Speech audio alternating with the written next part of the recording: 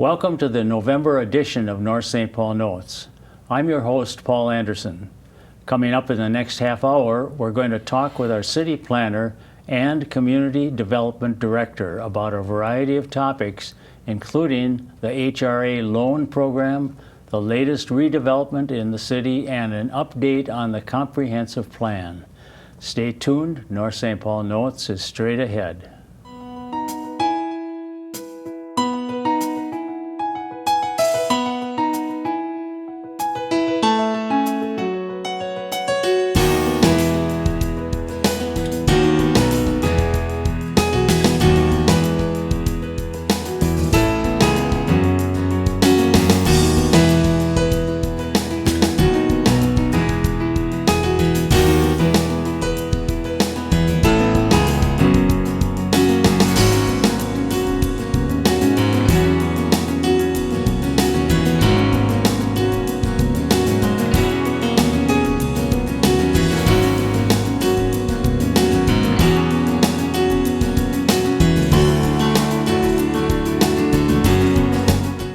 Hello and welcome to the November edition of North St. Paul Notes. We hope this show will keep you up to date on the news and events that are of interest to the residents of North St. Paul. I'm joined in the studio today by City Planner Corrin Wendell and Community Development Director Paul Ammerman. We'll be talking about a variety of topics, including the HRA loan program and the latest redevelopment in the city, and an update on the comprehensive plan. So welcome to you, Paul and Corrin. Hello, Paul. Happy to have you with inviting us. Yes, thank you. I know that, Corrin, you've been dealing some with the comprehensive plan, and that's something that the city is required to do. I think it's every 10 years, if I remember right. Can you tell us more about it? Why do cities need to do it? I guess that's a good question to start with. Sure. Thank you, Paul, and thank you for having us. We're happy to be here from the Community Development Department. A lot going on. In that is our comprehensive plan. So we actually have had a comprehensive plan for quite some time now. It is a requirement through the Metropolitan Council, dictated by state statute, to have a vision, a set of goals and strategies for your city. The one we have currently, this was done back in 2008, and so this will be up for an update in 2018. Prior to this one, we had one completed in 1998, and then before that we had in 1988. So every 10 years we've had a comprehensive plan. And so this plan really outlines the next 20 years. And so this plan will be from essentially 2018 all the way into 2040, really. Okay. And so we're expanding the vision for North St. Paul. And so you can think of a comprehensive plan almost like a business plan for your city. So in any good business, you need a good business plan. Any good city that's going to thrive should have a comprehensive plan that guides them into future development. Okay. And so with that, we look at the vision, then we look at the goals, and then those goals are broken down into strategies. And then the strategies are really like an action plan. So we really have a checklist of items that we would like to accomplish within our next 20, 30 years up until 2040. And there's also components through the Metropolitan Council that are required. And so we look at areas like land use and housing. We look at economic development or economic competitiveness. We also look at items like natural resources, stormwater, infrastructure. The list goes on. There's more. Sure. There's things for what's coming up in our market for redevelopment, also for resilience.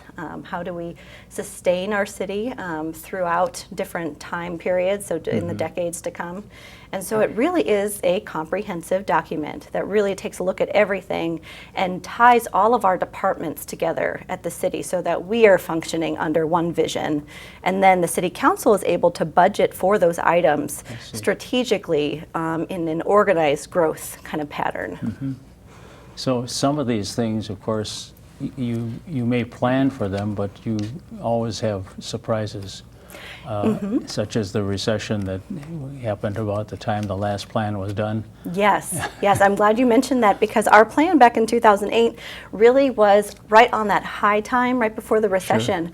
And so some of the goals and strategies in this plan that we're going to update really need to be readjusted, and the vision needs to be restructured so that we're looking at today and the future and not what the economic kind of area that we're in that time period. Okay, so it's really the Met Council oversees it, but they got their direction from the state legislature, apparently. Correct. Okay. Yes. Yeah, Minnesota is fortunate in that legislation dictates the planning and in terms of Met Council overseeing what we're required to do for our comprehensive plan. And so it's really a great I guess, partnership with the Met Council because they outline the standards. Actually, they give us these system statements that we look through, and then it identifies all the areas that we need to update for our cities. Okay. And so they help us in that way. They give you some direction then. Yes. Sure. When does the process start? I mean, you said 2018 is when it, or has it started? No, it has not started just yet. Okay. So we hope to start in the end of this year or the beginning of 2017. Okay. It is part of our budgetary process right now to include the comprehensive plan, the work that needs to be done. So we should hope to commence shortly. Okay. Is there additional expense connected with that program that the city has to deal with? There is. So there is, in all of the items that I mentioned, the land use and housing, all those areas, updating our demographics, the population, doing all the projections, doing our future land use map, all of those elements require not only planning assistance, but also engineering assistance, also our electrical department, all of our departments will be involved. So there is a cost associated with gathering all that data, and also, which is a huge component, is public involvement. So we would like to do an entire engagement process with the city. And so we hope to do most of the work in 2017 and then submit it for review in 2018. Okay. So when the plan was done previously, I recall that they had some consultants that were dealing with it. Now, is that necessary this year? We didn't have a city planner in those days. So has that changed things? So in the last plan, it was a planning consulting firm along with, I think it was 1 or 2 engineering firms that helped put this together.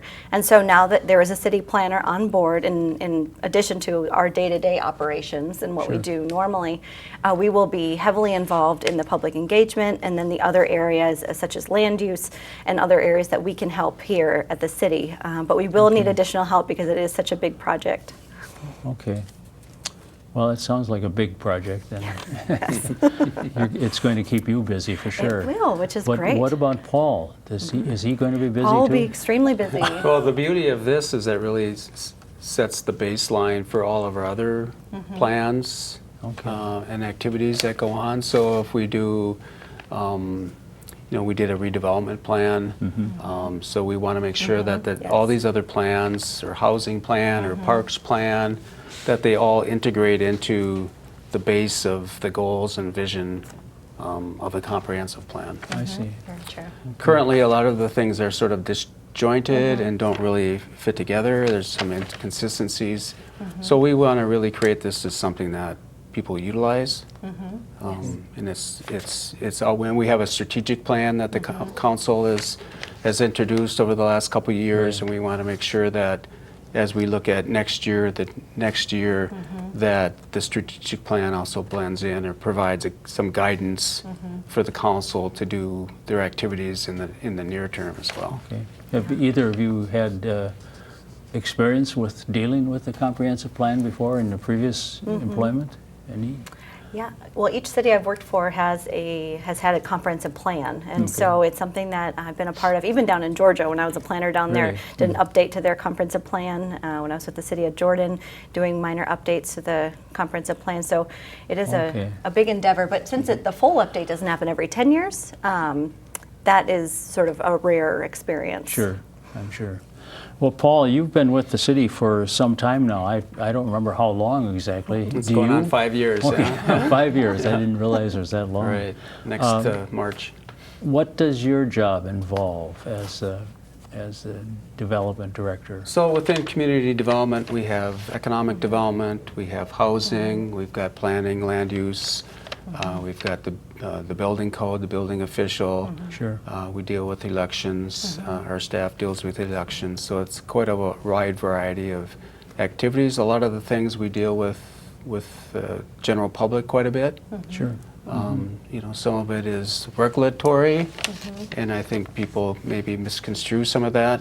You know, they think of it as something, you know, restrictive, what they can or cannot do with their property, so to speak. But in many regards, what we do is help them ensure that if they say they do work to their home, that it's done safe and up to quality standards. Sure. So it really is, part of it is the protection of their health and safety, but also the value of their property as well. Based on my experiences with the Design Commission that I've been on for some time now, I found that some of the older residents in North St. Paul don't adjust as easily to some regulations that weren't in place Sure. when they were growing up and, Yeah. and starting their businesses here. So that's been a problem sometimes. So it's sometimes difficult to deal with. Definitely, Yeah. definitely. Can you talk about the Housing and Economic Development Program a little bit, Paul? Sure. Just, Fairly recently, we've introduced some loan programs to help not only businesses, to encourage them to come to town, to expand, to reinvest in their current business, but now we've moved more into the housing realm as well. Probably for the past 8 years or so, the Housing Redevelopment Authority has been pretty much concentrated on what we refer to as a student-built home, where Yes. we've partnered with 916's construction industry program, where high school students come out, or a group of them will come out, say in the morning or in the afternoon, Right. and we've built one house a year for the past 8 years. that And has it's been- worked out pretty well. it's been a great program. The city's role is sort of, we identify a site to work on, we acquire the site. If there's an old structure on it, we'll do the demolition and get the site ready. And then the 916 program staff and the students come in and basically build a house, do the landscaping. They partner with other technical schools to do the cabinetry, and those sorts, and the interior design work. Sure. So it really brings in a lot of different aspects. So from there, what they thought of is, what else can we do in our neighborhood, since 80% of North St. Paul is residential? How do we entice people to reinvest and to make sure that they're up to code, it's safe, it's healthy? So we introduced 3 programs on the housing side. One is kind of your classic home improvement. So these can be improvements either to the interior house or to the exterior. It's open to anybody. You can get up to $25,000 at low interest rates. And it's a really simple, easy way to apply for the program to get the funds. We've partnered with a nonprofit housing group in Minneapolis called the Greater Metropolitan Housing Corporation, and they do all the intake, the application process. They provide the initial money, and then we reimburse them as the loans are closed. Okay. We've also got an emergency loan program. So these are things like a lot of code enforcement. Say your furnace breaks down in the middle of the winter, Sure. and you don't have the funds on hand, or your income is, you're restricted on your income. We can provide, and this is actually, there's no payments, no interest until your house is actually sold. Okay. So it's a very easy way for people to make sure that their homes are health and safety, basically. Sure. And then we have a program, it's called the Aging in Place program, Okay. where a staff of the Greater Metropolitan Housing Corporation will come in and kind of create a checklist of items, say for an elderly person, to allow them to stay in their home for a greater extended period of time. So a greater as far as accessibility, sustainability, Sure. those kind of things. And then the city will actually provide up to $500 grant dollars to start to implement those things on that checklist. Is it difficult getting the word out, or has the public been made aware of what's happening or what these Yeah. opportunities are? Or, We've the Greater Metropolitan Housing Corporation's been around for about 20 years, I think. Okay. And they've partnered with about 20 other suburban communities as well as the city of Minneapolis. So they've got a good reputation. They've got resource centers, one on the east side, one on the west side of the metro area. And so between our marketing sort of within the city and then there's sort of the people that already know that they exist. Historically, they also operate other programs of Ramsey County and the state of Minnesota Okay. that deal with housing. So even people within North St. Paul have gone to them with some of these outside programs, and now we offer them a program that's even a little bit better deal than what they Okay. could have gotten with those other entities. So if they're interested in this, they can just come to City Hall and They find could out?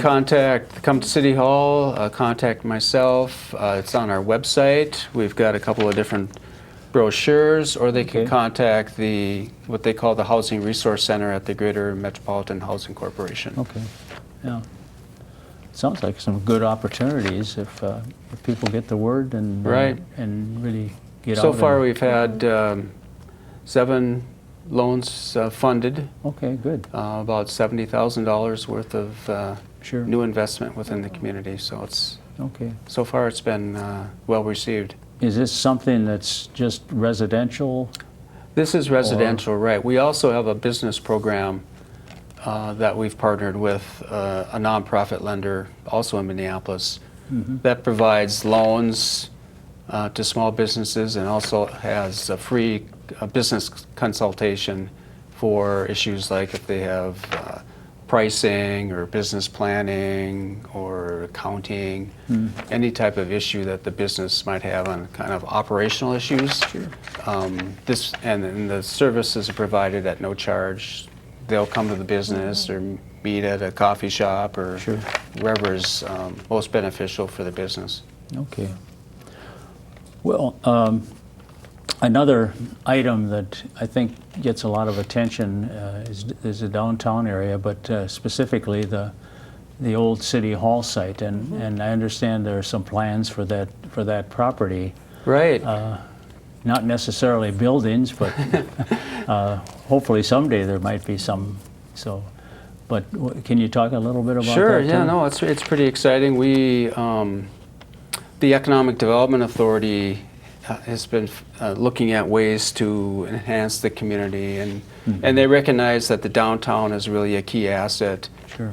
People either from the community or outside the community, they really recognize that North St. Paul has something special and kind of the old downtown as opposed to a traditional suburban kind of strip center feel. The created ones. Yes. So they came up with, we've got the old City Hall site. It's been it's been vacant for 10 years. The grass isn't growing very well. How can we improve the appearance of it is one thing.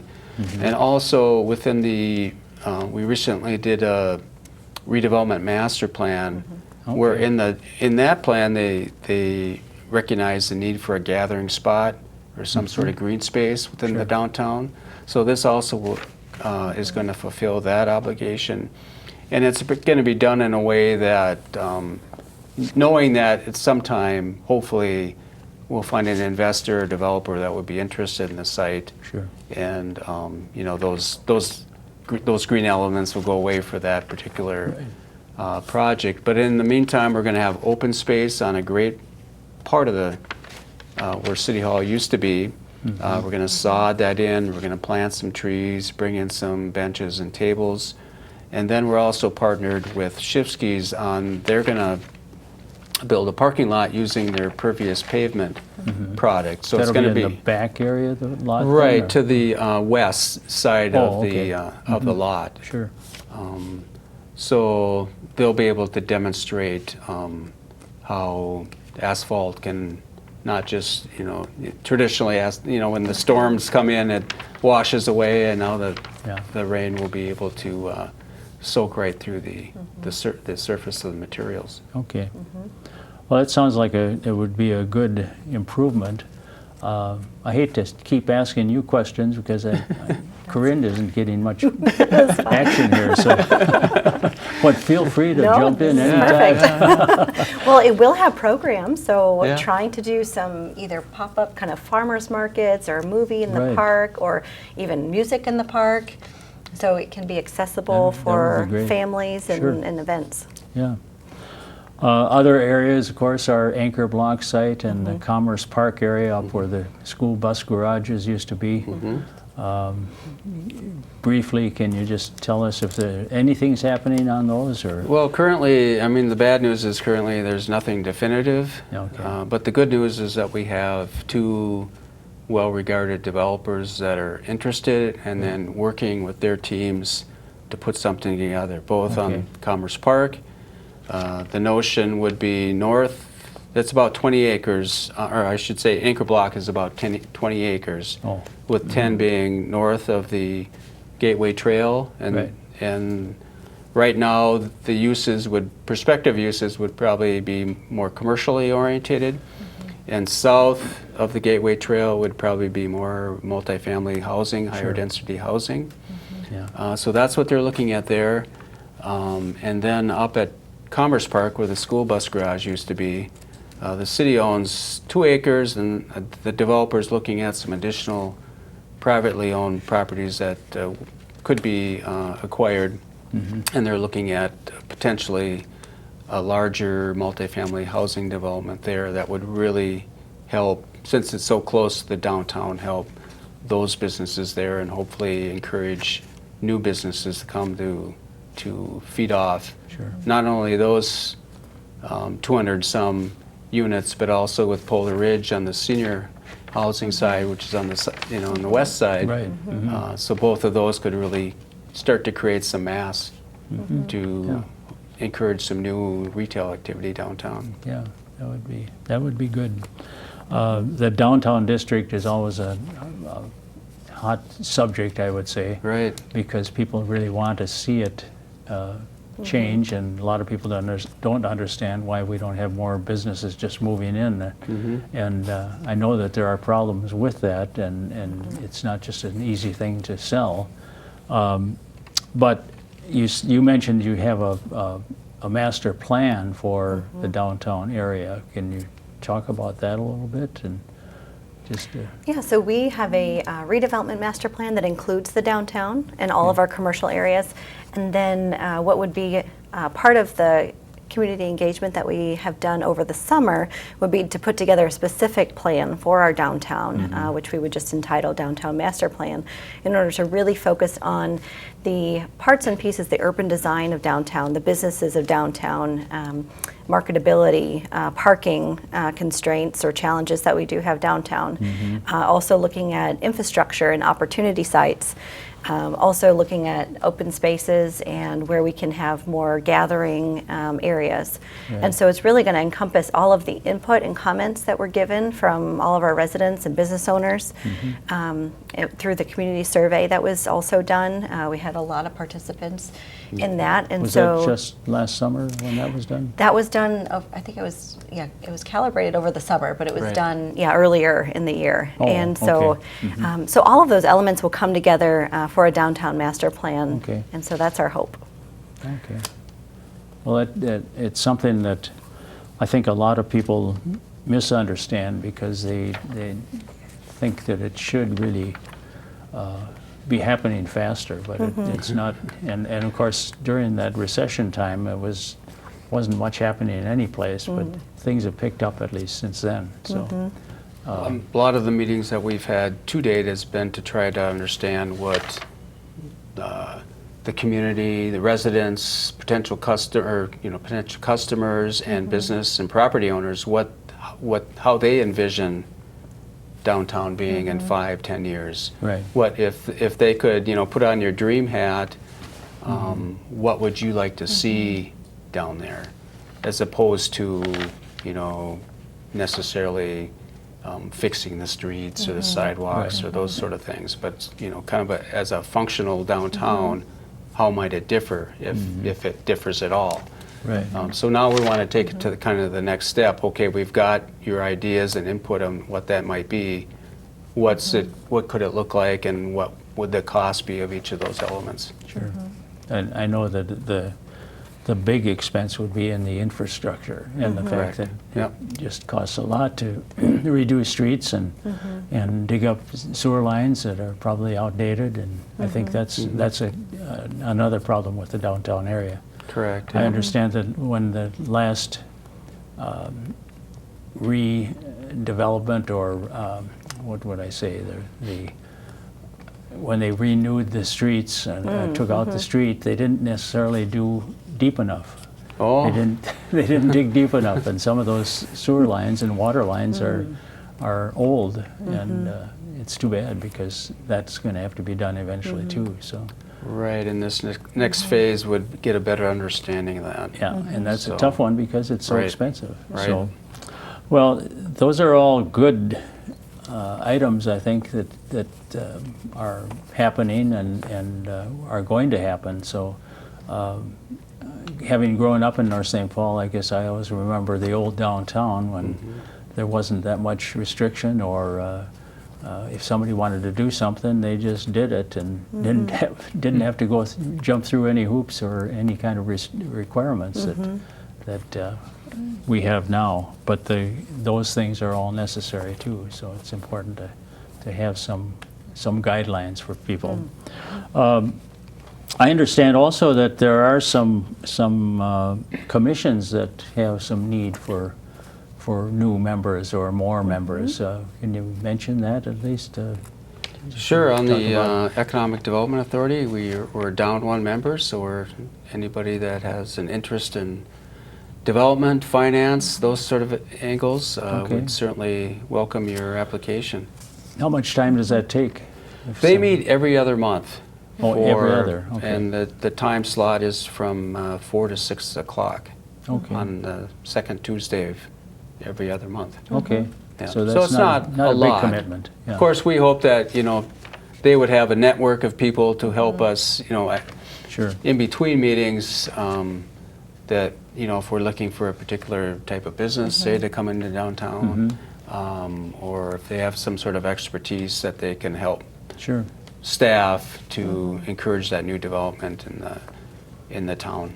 And there's another one that needs. Yes, we also have some vacancies on the Planning Commission. And so Okay. we have a 7-member commission, and we have 5 members currently. So we are looking for 2 members, 2 members, okay. for filling those spaces. And that commitment is once a month, so it's the first Thursday of every month. And the meetings usually start at 6:15, and they go about, I would say on average, 2 hours. Okay. For really busy, maybe 3 hours, it depends. Okay, yeah. And are there terms in either of these positions? Term limits? I There mean, are. Yeah, I think, what is it? Every the EDA? 4 years, 4 years, okay. there's a renewal. And I should say the Economic Development Authority is made up of a council member, 2 council members, or the mayor, and now it's the mayor, a council member, and then 5 private sector people. So they try to get a good mix of private and public. Okay. Well, we are out of time, so Okay. I want to thank both of you for coming on the program, and it's been interesting to hear some of these things, and I'm sure, I hope that a lot of people hear about it through this kind of a program. So we've been talking with Corrin Wendell, the city planner, and the community development director, Paul Ammerman. So Join us again next month when we'll bring you more news about North St. Paul. I'm Paul Anderson speaking for everyone at the City of North St. Paul. Thank you for watching.